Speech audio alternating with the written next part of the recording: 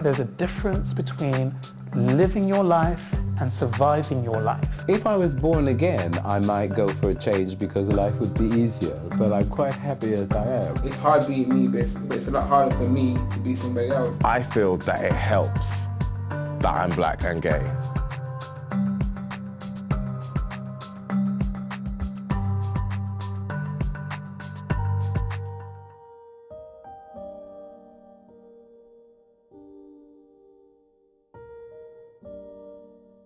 When I was around 11, I told my mother in these words, "Mum, I think I'm becoming homosexual." Yeah, I definitely liked boys before I even knew what gay was.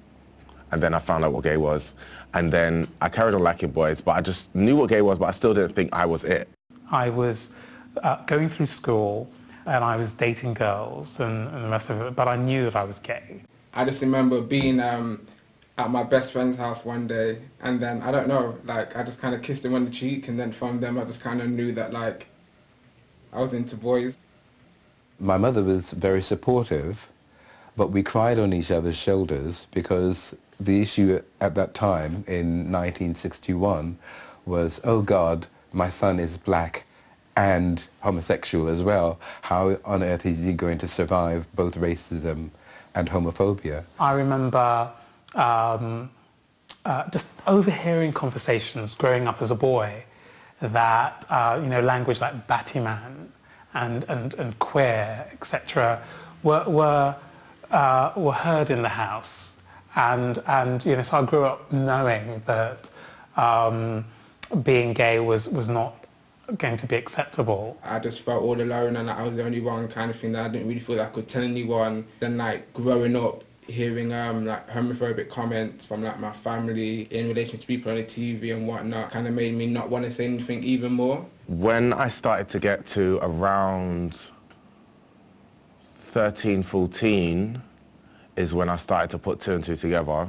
I wasn't really happy with the idea of it, mainly because I still had a very adolescent mind and still associated it with all of the bad things that I was told it was. Initially, she suspected that maybe this was just a phase I was going through because I was so young. But by the time I was 15, when I told her again that I knew for sure, it was very clear that I was going to be gay and we didn't know what was going to happen. At 18, I remember kind of like rebuking it and saying to myself, no, that's it. I'm not going to look at any guy. I'm going to ignore all of them. And for like a good 4 or 5 months, I've done that. Any guy that I found remotely attractive, I would just ignore him. He just didn't exist in my world. And just, yeah, just really, really, really tried to force myself to be straight. Throughout secondary school and primary school, I did still fancy girls and I had girlfriends, but I think I did that more because of like social or like pressures and whatnot, because you see it in the films, it's always male and female kind of thing.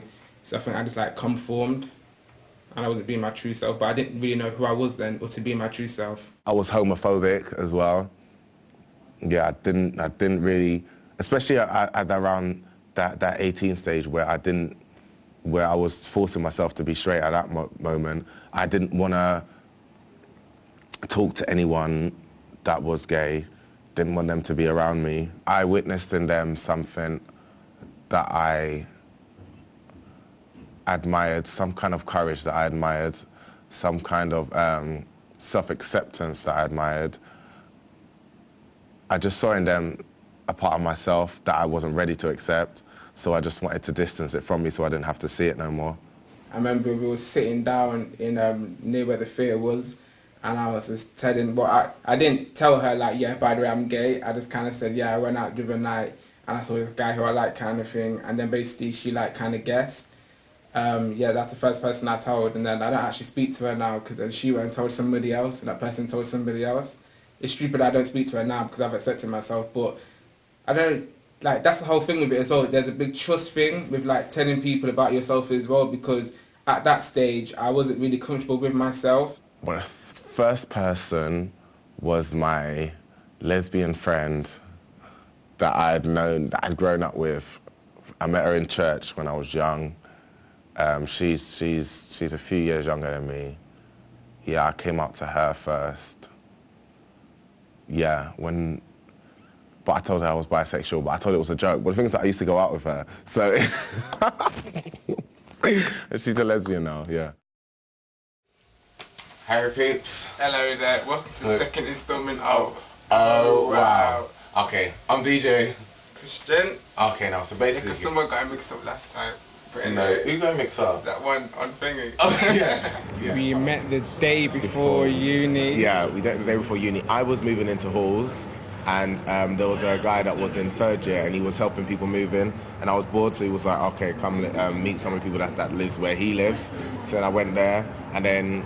I came downstairs, saw this one. Since then, we've just been best friends. We went out that night as well. Yeah. Seen him shocking out, so I knew that he was a bit fruity.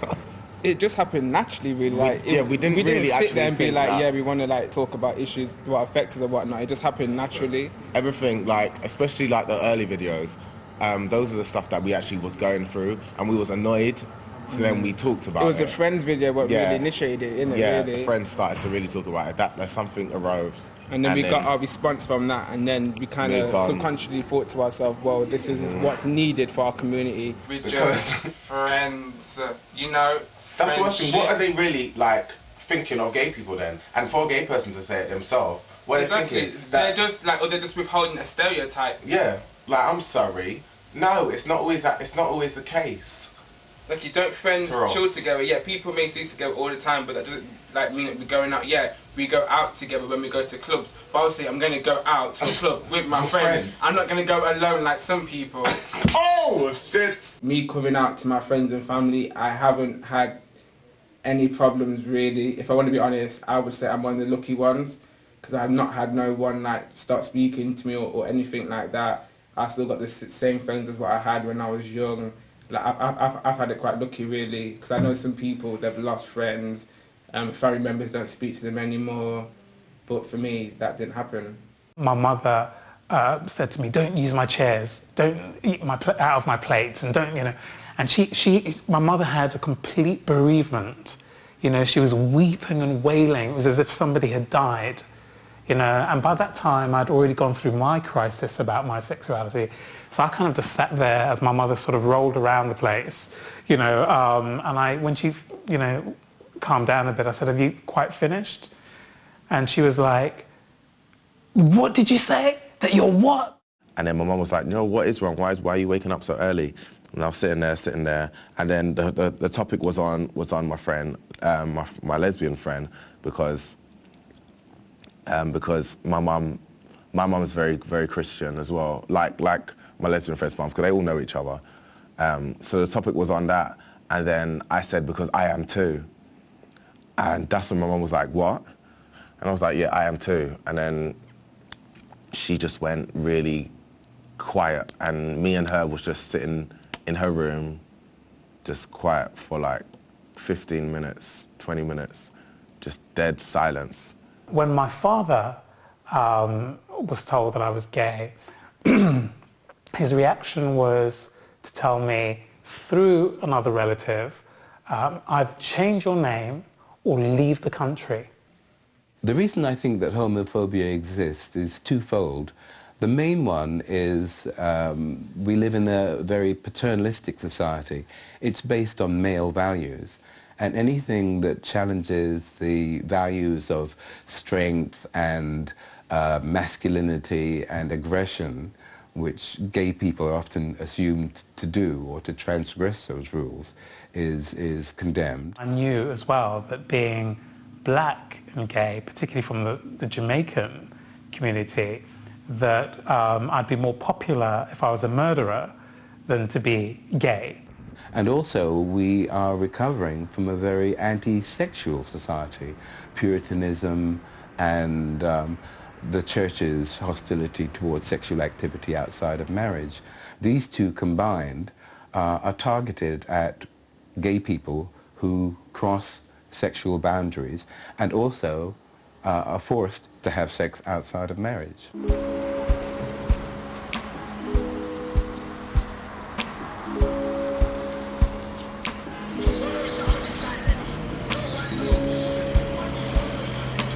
The worst part of it in my mother's journey in accepting my sexuality was as an evangelist. You know, she was at church 2-3 times a week, sometimes twice in a day. I've been going to church from when I was a child, christened and everything, then went to Sunday school, Bible class. So I grew up with a lot of church people. Like, I had my school friends and my church friends. One of my mother's church sisters asked her, "Is your son Vernal Scott, you know, the one in the newspaper talking about HIV and gayness?" And my mother said, "No, that is not my son."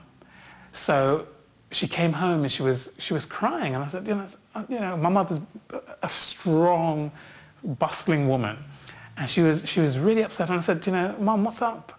What's going on?" And she said, "One of my church sisters asked me if you were my son," and I said, "No, because I'm ashamed. I'm ashamed that I denied my own son." And she was, you know, and I felt sorry for her, you know, because I knew that the culture of the church and of the black community meant that she felt that she had to do that. I would now consider myself as probably spiritual in the sense, because I don't really want to say that I'm any kind of religion. I wouldn't want to say that I'm a Christian, because I don't. To say you're a Christian, I believe that you should believe in the Bible, and I don't. So there's too many contradictions in that. I couldn't live myself by a book, really. Like, for me, that's not who I am, and in a sense, I make my own rules in life. I live my life how I feel I should live it, and as long as I'm a good person and I'm good to my friends and my neighbours and whatnot, I'm fine.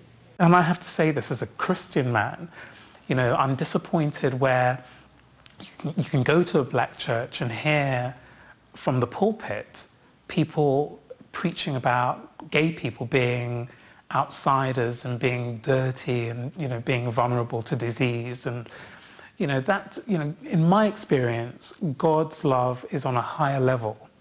It's not in the bedroom. It's to me, that's a cop-out. If those preachers weren't preaching that message, what would they be preaching? You know, they would find somebody else to pick on. And in my view, they would be adding a lot more value to the black community by getting out of the church, getting into the community, and helping people to overcome personal and community barriers, you know, rather than to preach hatred. One of the strongest experiences I had of homophobia was going back to Jamaica. I did this when I was looking for members of my family. We'd split up a lot after the divorce of my mother and father. And going back to Jamaica back in 1990 was then the first time in my life I'd had to go back into the closet for any length of time. Up until then, between 1970 and 1990, I had always been open. Homophobia is very, very strong in the Jamaican community. And we see it in the music, we see it in, we hear about it in the clubs and the bars. It's always been a subject, but I've always kind of wanted to find out some information about, like, kind of like try to delve into it a bit more, like, why is there so much homophobia in the music industry? Why is there this whole thing of no homo in the hip hop world come about? You know, we've had murder music where people are singing about and celebrating, you know, killing gay people. And, you know, the gay people that they're talking about are our brothers and sisters, but it's mostly aimed at men. I had appeared on the Word TV program, a youth program, complaining about Buju Banton's song Boom Bye Bye. Some men who had been working in my house saw the program over the weekend and came back to the house and beat me up here in that front door and knocked me out. And they had worked in the house, and apparently they hadn't guessed that Noel and I were gay. And the program showed on the weekend, and when these guys came back one evening, claiming that they were coming into the house to pick up their tools and so on, they asked me whether it was me that they had seen on the Word program.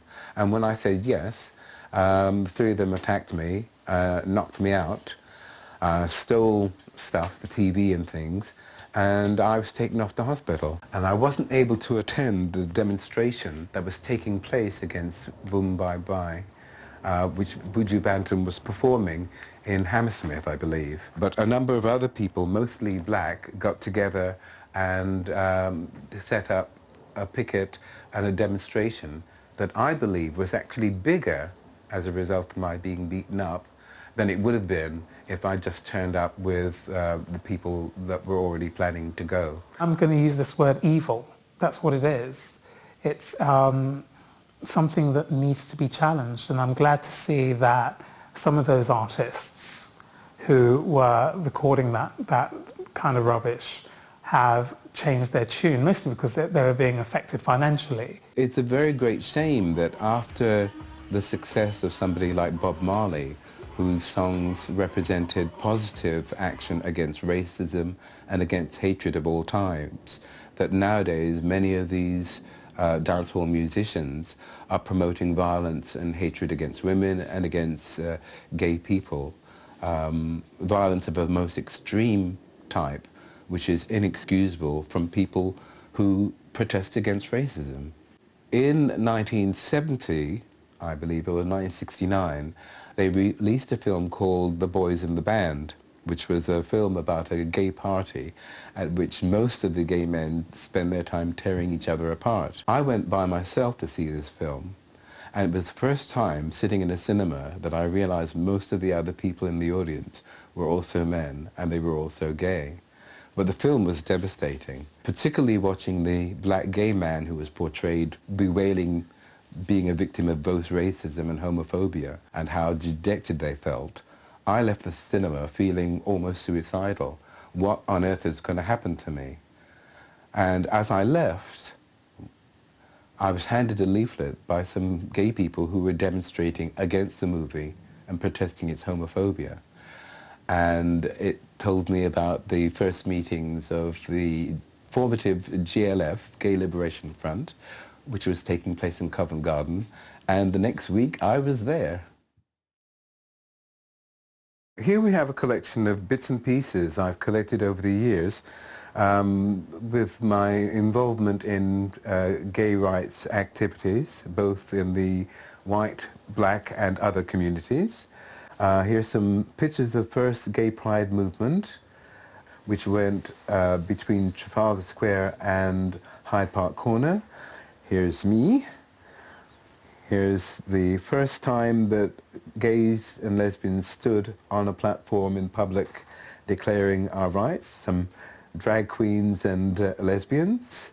Police guiding the considerably large crowd considering how new this was. Later on we moved to the fight against the Voice's homophobia, where we got a right of reply in the Voice newspaper for the hostility they'd shown to Justin Fashanu and various black gay people in their paper. Here is the Sun article showing their comic response to Justin Fashanu coming out as the first professional black footballer. All the white heterosexual guys are sitting at one end and they're saying, "What makes you think we've been reading the Sun, Justin?" So it's backs to the walls for these guys. In 2007, the Black LGBT Community Awards gave me the Lifetime Achievement Award. I hadn't been aware that many people knew of the work that I've been doing, and I was particularly pleased that it was the black lesbian and gay community that decided to give me the award. Although I must say a Lifetime Achievement Award does imply that you're nearing the end of your life. So that was the awkward thing about that. But other than that, I was very pleased that anything I'd done had been appreciated.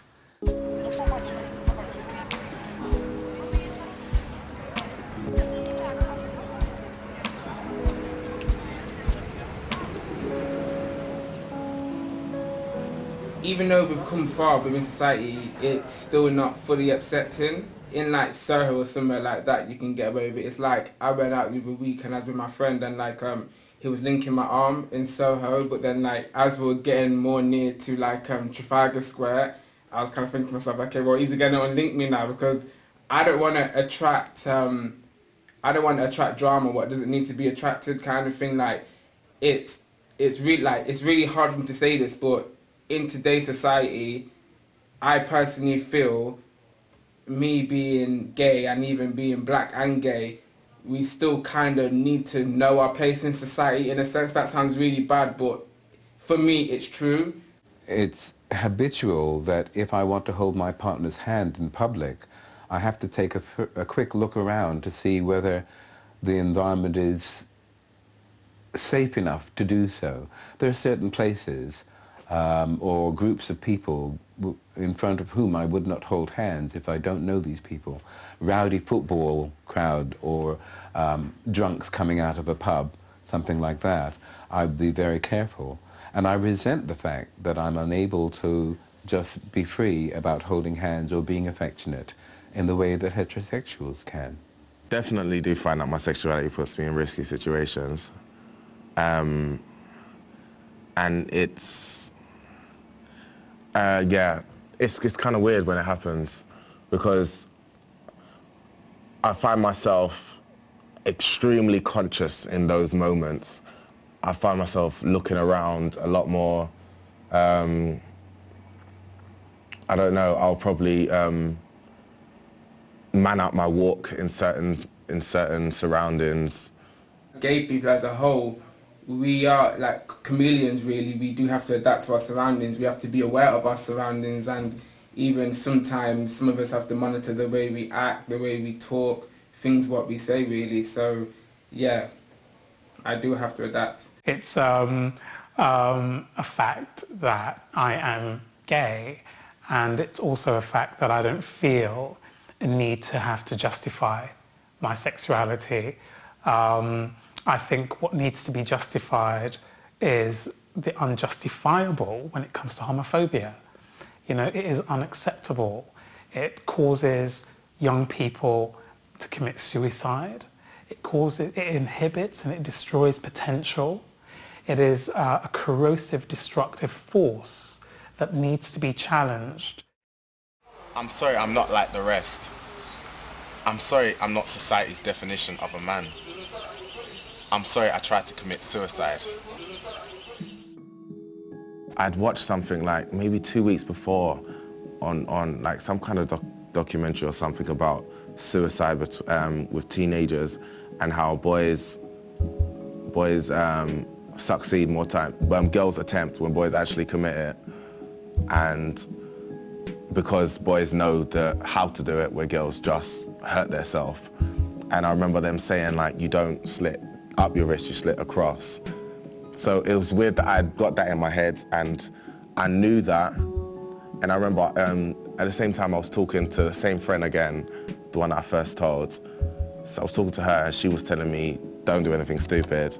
And I was like, because I remember just saying to her, I can't take this. And one day at school, I decided that based upon everything that was going on for me internally and the homophobia that I was experiencing in the language at school and at home, I felt that even though I didn't think about it as suicide, I knew that it was going to be my last day. And I didn't call it suicide in my mind, but I went home from school, I said goodbye to people, and you know, on the way to my bedroom, I went to the kitchen and I picked up a knife. And I remember holding it, just like resting it on my wrist like that. I think at this time she was, my phone was in the other room and it's ringing and ringing and ringing because she's calling it. And I'm just resting it on my wrist and I'm looking at it and I'm thinking to myself, you know what? If you're gonna do this properly. Don't do it with the hope that you're going to drop on the floor, someone's going to come downstairs, bring you to hospital, and they're going to save you, and then everything's going to be fine, and a massive fairy tale, and they're going to be like, you shouldn't have done it because we accept you anyway, and so on and so forth. Do it because you want to do this, and that is it. You really cannot take this. I just knew that I just wanted to fade out, and my bedroom door suddenly opened, and I stood up and I dropped the knife, and it was my eldest brother's girlfriend saying, "Where's your brother? Where's your brother?"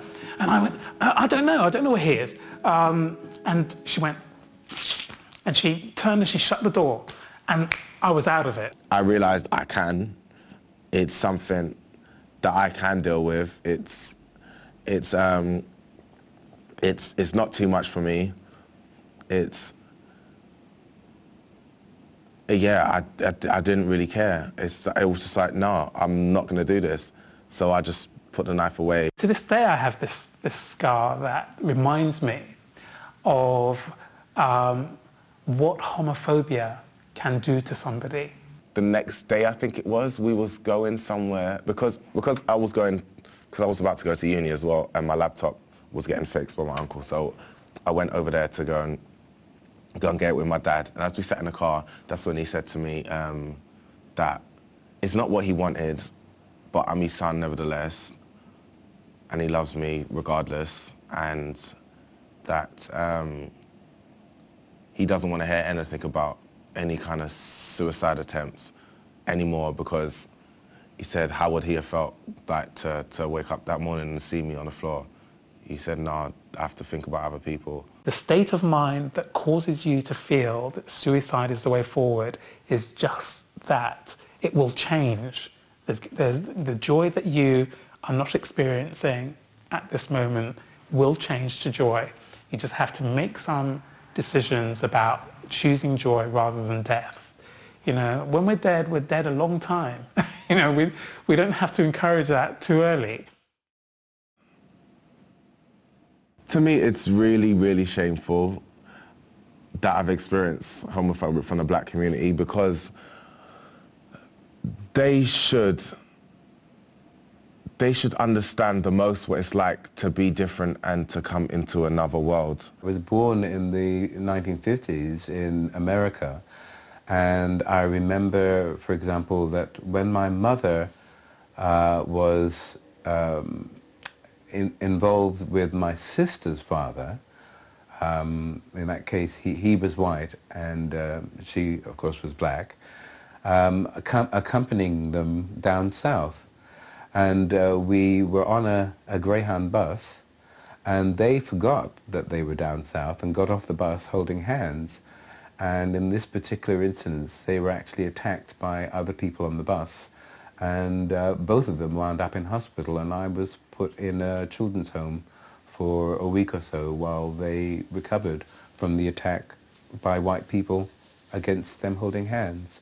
When I was a boy, I grew up watching TV programs with you know, one program I remember called Love Thy Neighbour, where there was one black neighbour and one white neighbour, and you know, it was funny to the white community to have this white man refer to the black neighbour as a nignog. I did experience a lot of racism when I first came to Britain in 1959, 1960, living in Deptford, where we were one of the first black people in the area, going to school, being shouted at by white kids with all the insulting terms that people are familiar with. I've not experienced actually, I've experienced racial abuse once. I remember I was walking in Leicester, and I was walking down the street one time, and some car was going zooming by, and some girl shouted out the window, "nigger."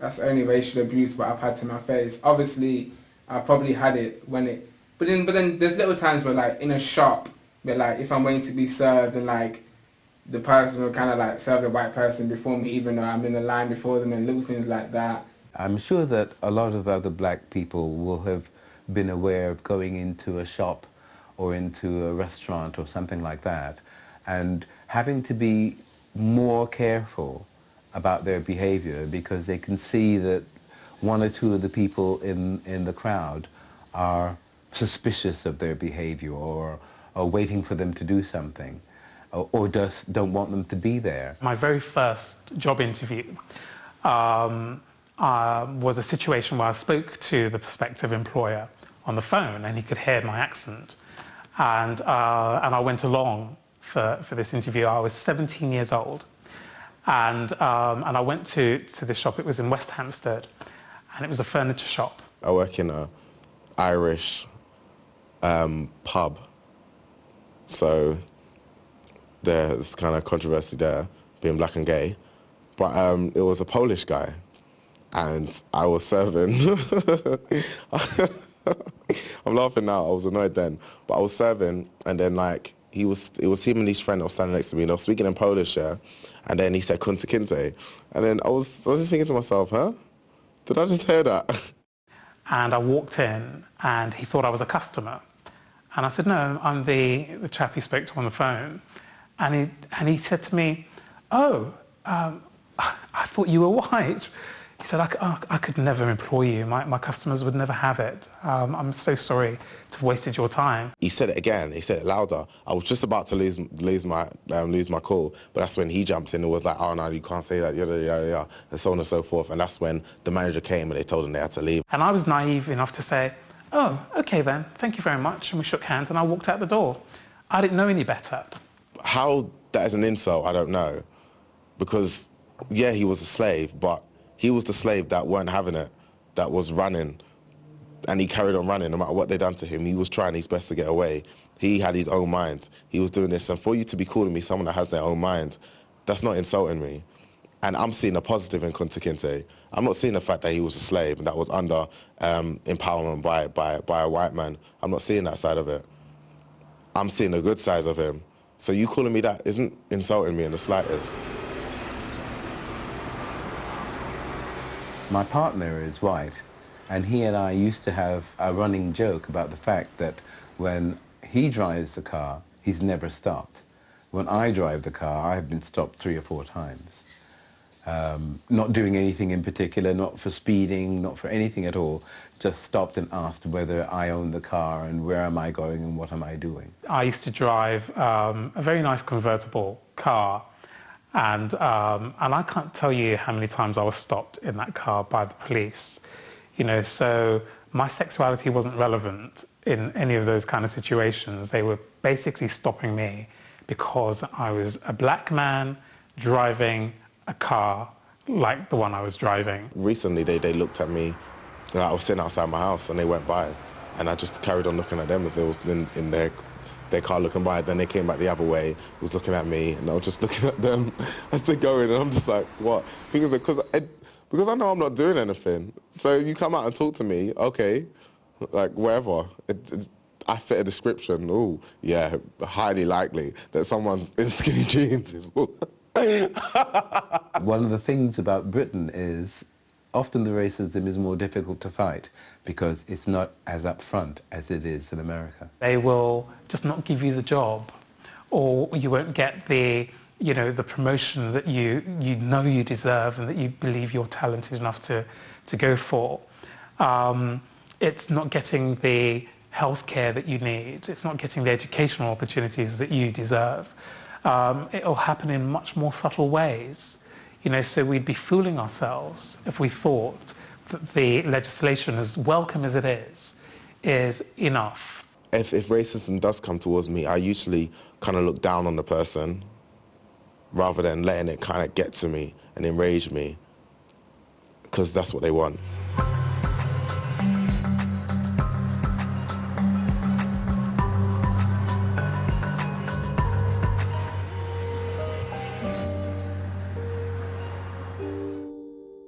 I have experienced racism in the black community in two ways. One is directly with my family. When we came over to Britain, my mother came over first and had to leave me and my younger sister with the family in Jamaica while she saved up money to get us to come over. My grandmother in Kingston was prepared to take my younger sister, who is light-skinned. Her father was white, but I was too dark. She actually refused to get me into the house to look after me for a few weeks because I was too dark. And she actually had disapproved of my mother marrying my father because my father was very dark. I went to St. Vincent, where my mum's family are from, and I remember my grandma's brother turned around to me and said, "Oh yeah, if I lived here, I'd be able to get a job in a bank because I'm light-skinned." As a young child growing up, I was aware of the fashion in the 50s and 60s of black men straightening their hair and black women trying to lighten their skin. The black girls will put weave in their hair to make it look straight. Even me, I texturize my hair and stuff like that.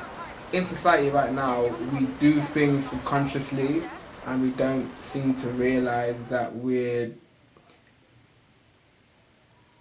almost aspiring to be something what we're naturally not. It is very sad that one of the after effects of slavery and segregation and apartheid around the world has been that black people have accepted, some black people have accepted the notion that the lighter your skin, in some way you're better or better looking.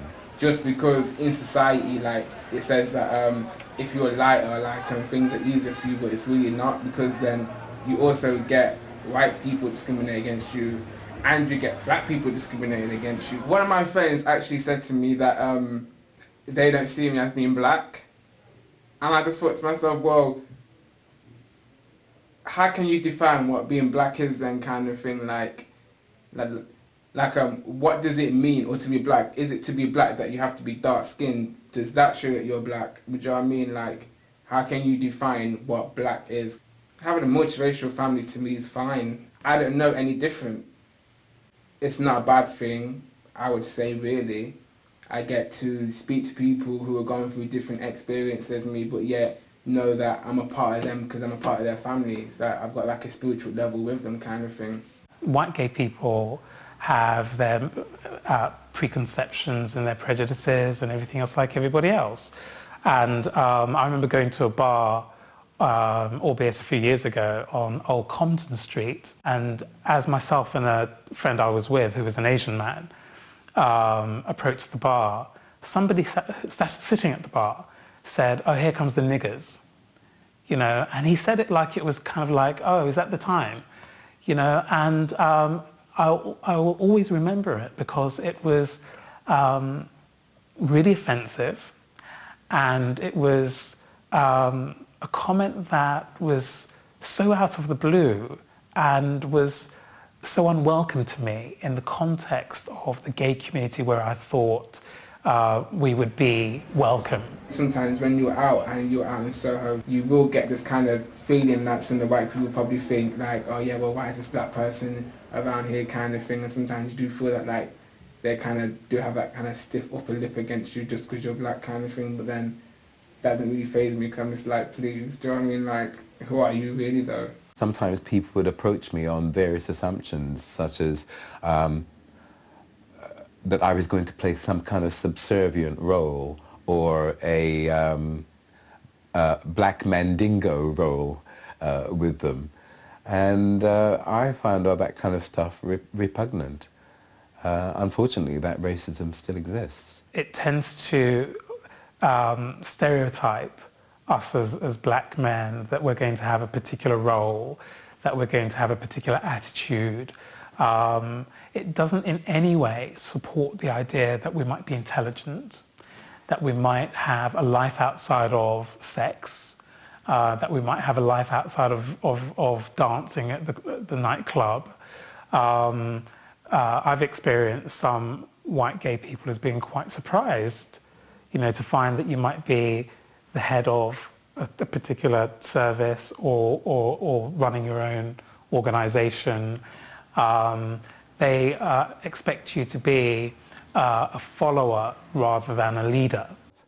In this book called No Bath But Plenty of Bubbles, which talks about the history of GLF from 1970 to 1973, I'm quoted about the difficulties I had as being one of the few black men in GLF in the early 70s. It was an isolating experience, and I often found it surprising that when I explained to people how isolating it was to be the only black person in a room, and tried to parallel it with how did they feel as being the only gay person in a room, that these people couldn't understand the parallel. We black people are sick and tired of having to deal with racism, especially from organizations which ought to know better. We will not tolerate a situation where black lesbians and gay men are threatened by the institutionalized racism and homophobia of the police force, risk finding themselves confronted by expressions of racism from organizations like Gallup, which are supposed to help them.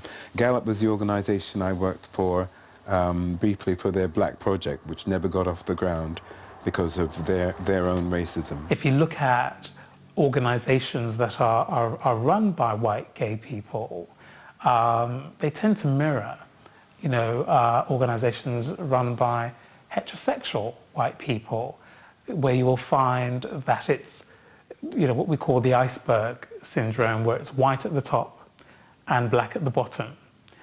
So there are lessons to be learned there.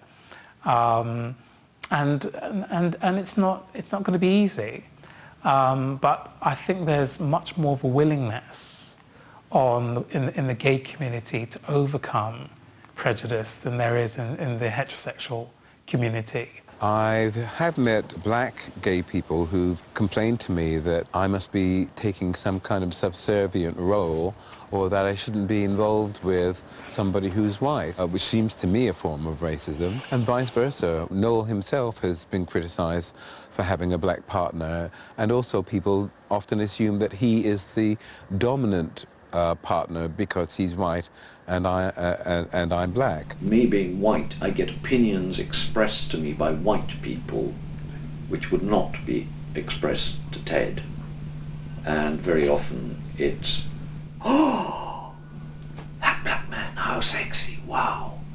And when the emphasis is on the fact that somebody is black rather than what that person is like, generally, I begin to see racism here. I'm sure I don't have to tell a lot of black guys in the audience what that's like, because you can often see these people coming. You get white guys who think that often they are making up or compensating for slavery or for whatever by condescending to get involved with you. I avoid them, keep them at arm's or leg's length if possible. We met for the first time in 1971, about the 1st of November, in the Gay Liberation Front. And I think it was the time that the Gay Liberation Front were holding meetings in All Saints Hall in Notting Hill. And I first noticed Ted joining in the discussions there, and I much appreciated what he was saying. I liked what he was saying very much. And then later we both we met up again at the first GLF commune which was set up, which was in Penge. We just went along to a meeting there and met each other there, and things developed from that. Oh, okay. No? You may have to edit this. I thought it was Middle Earth, and the first GMF column was Barons Green. We moved from Barons Green to... No? Okay. Sorry, it was Penge first of all. Was it? Yep. Okay. Leave that really take this. Domestic disagreement on camera.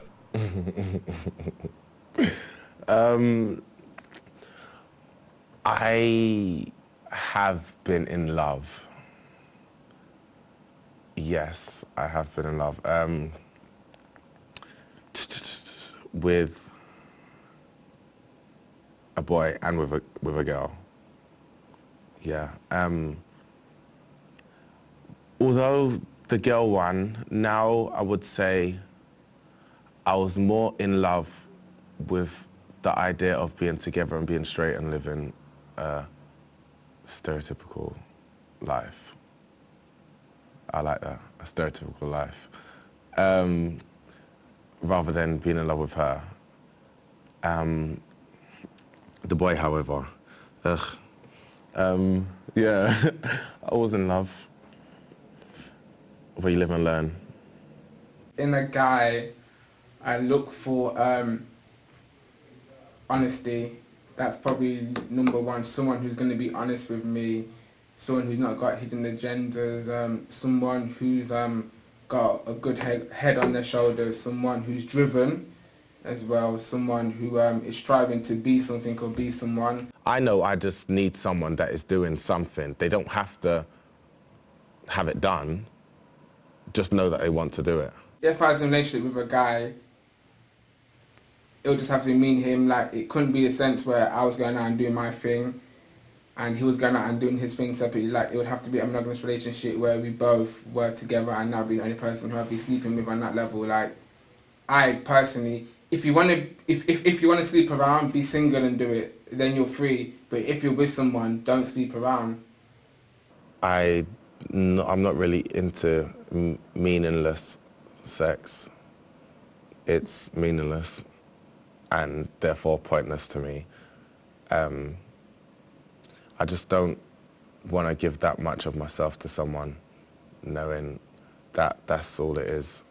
If you're going to say to someone that I want to be with you, then be with me, not be with me, Tom, Dick and Harry. I do believe in monogamy because I do believe it exists. In that sense, yes. But I don't think that exclusive monogamy works. It doesn't work for a lot of heterosexual people. It seems to me that the majority of relationships that break up do so because one or other partner has strayed. It's just the values of a relationship that appeals to me the most, not the glamour or going to the clubs to show each other off or dressing the same, and those kind of things doesn't really appeal to me so much. Like, no one in the club scene even has to know. It's just us. It's just our relationship.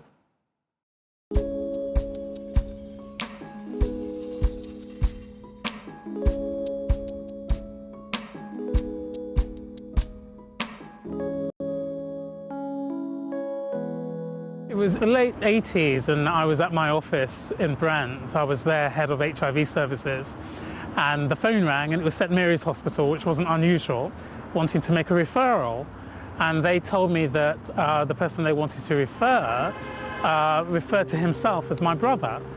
And I was puzzled and they were puzzled, and I said, you know, what's his name?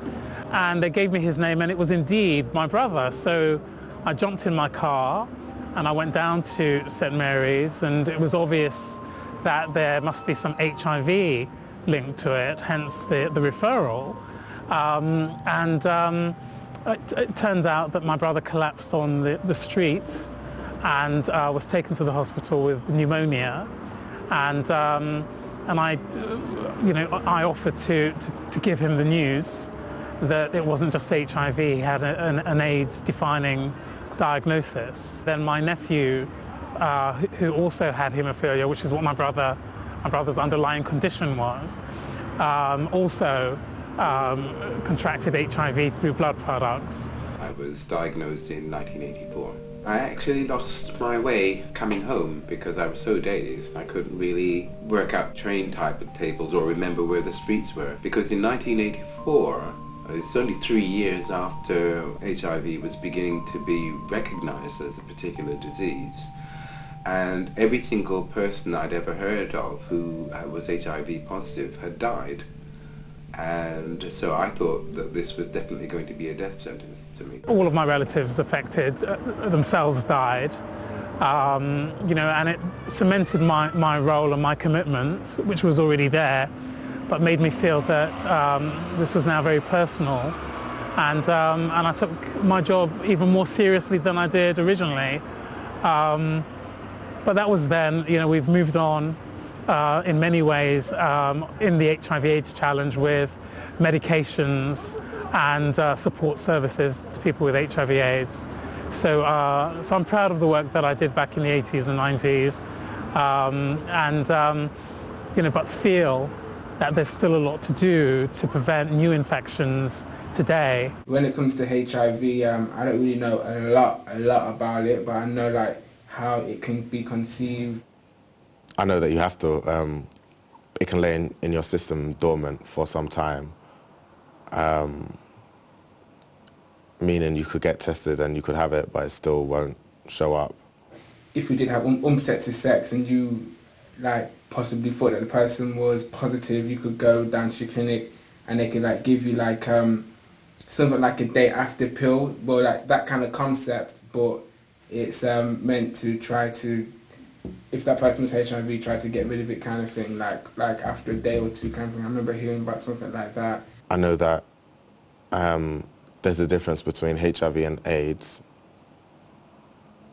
the virus and the disease. I know a bit about how you can deal with it, like once you get it in terms of medication. I know that you don't have to take tablets, but there might be a stage where you need to, and if you do, then you'll need to take it every day at the same time every day, I think. And then in terms of like lube as well, you meant to use water-based lube. Yeah, a condom is the only way to use during intercourse to stop it, like, from being transmitted. Make sure your condoms are in date and whatnot like that. As far as I know, it can't be transmitted through oral sex. I don't know how true that is. And I know there's something about pre-cum as well. I don't know about that. I don't know anyone who's got HIV yet in my life. Well, not to my knowledge of them having it. Who knows? I could have a friend who's got it and they just haven't told me. I could have a friend whose boyfriend's got it and they haven't told me or them. You never know. Someone in my family could have it without telling me. But as far as I know, I haven't had to deal with any issues in terms of HIV or AIDS, anything like any kind of sexual health issue really. I've not known no one person to me who's had anything like gonorrhea or anything like that. But then saying that, that's probably something what they wouldn't want to share with me. But it's out there though. It's definitely out there. There's someone that I know that has it. I'm not his friend, but I know of him. But I do say hi to him because he's my friend's friend. And when I see him and I see him smile, I just think he's so amazing to smile. I don't even think I could smile. I feel as a gay man, it's essential to go and get tested for HIV and anything else that we might be vulnerable to. My sexual health matters, and I care about it, and I care about the sexual health of any partner that I might have. I am used to the fact that I need to get tested, and that's why I do, but I'm never going to like it. I'm never going to like the fact, I just don't like blood being drawn from me, and I don't like, the waiting process is horrible as well. And I just know I'm going to always hate it, although I'm just always going to do it. It's going to be something I just hate and have to do. And it's not just the HIV testing, all of those testings, I just don't like any of them. I don't like no one of them. That would probably be the hardest thing. If I find out I was HIV positive, would be to tell my friends or family. And then it would be like, okay, well, which friends am I going to tell? Which family members am I going to tell? Do they need to know, kind of thing? Like, that'll be going through my head, kind of thing. I'll probably be going through the whole thing about me coming out and being gay. Like, who needs to know? Who do I tell first? Or do I trust that person if I tell them that and they're going to go then tell somebody else? Are they going to look at me differently? Are they going to treat me differently? Are they going to do stupid things like when I go around the house and they're going to give me certain cutlery to use and stupid little things like that? Is it going to be like that? If I hold my cousin's baby, will she let me hold her? Just little things like that. I'm able to hug my mum anymore, or kind of, I'm able to kiss my mum. I actually wouldn't tell my family. I wouldn't tell them. I don't even know if I would tell anyone. I will go straight back in the box that I used to be in when I was younger. I put Noel under pressure, and I had no choice about this, because I told him not to tell anybody else. I assumed that I was going to die in a short period of time, and I didn't want to tell my family because I thought they'd be very upset, and I didn't see any point in them being upset until I was ill and about to die. I was worried about being widowed, essentially, and losing him, losing the man I love, losing someone who's been so important to me. Sure. But it was the kind of worry that I couldn't do anything very much about. It was very internalized, because I couldn't discuss it with other people, because other people weren't supposed to know that he was HIV positive. Life is very different today, you know, with HIV. I don't have HIV myself, but obviously I know lots of people that do. Back in the 80s and 90s, it was a conveyor belt of death and dying, bereavement, but it was also a time of great courage and support. Many people came together to offer support and to be there for their friends and lovers. Actually, we're very lucky. And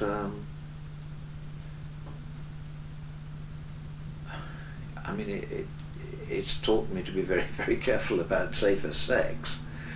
But no, I don't spend most of my time worrying about it. Ted's well. I'm very glad. I'm well.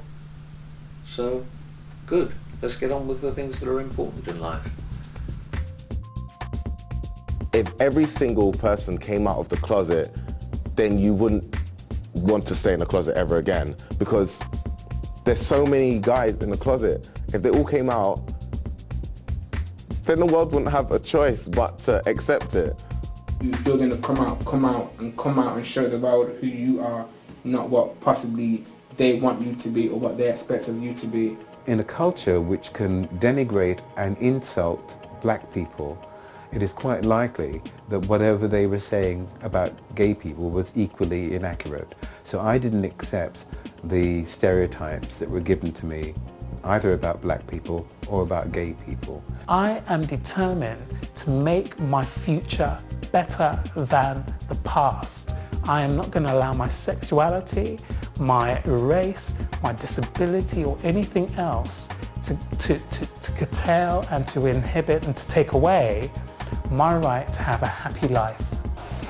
Stay blessed, stay true, stay real, stay you. I'll stay me, you'll see, no one will destroy me.